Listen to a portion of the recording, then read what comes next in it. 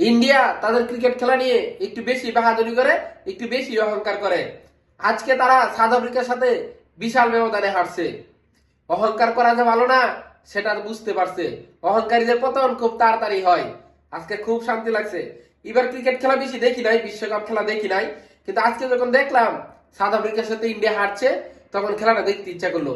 দেখলাম ইন্ডিয়ার ব্যাটসম্যানরা south Africa বলারদের সামনে ব্যাট হাতে দাঁড়াতেই পারছে না, সমানে উইকেট দিয়ে দিচ্ছে। ইন্ডিয়া তাদের দেশের মাটিতে এবং আইসিসি কে হাত করে তার ছোট ছোট দল যেগুলো আছে সেগুলা নিয়ে প্রথম রাউন্ড খেলছে, যাতে খুব সহজে দ্বিতীয় রাউন্ডে চলে আসে।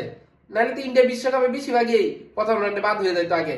এখন যখন আইসিসি কে হাতে নিয়ে নিছে, এখন আইসিসি কে বলে ছোট ছোট দলগুলাকে তারা খেলা খেলে খেলে কি করে দ্বিতীয় রাউন্ডে চলে আসে। এখন যখন দ্বিতীয় রাউন্ডে খুব বড় দলের সাথে পড়লো, এখন তারা হেরে বসলো, তাও বিশাল ব্যবধানে। অহংকারীদের পতন এমন করেই হয়। হ্যাঁ।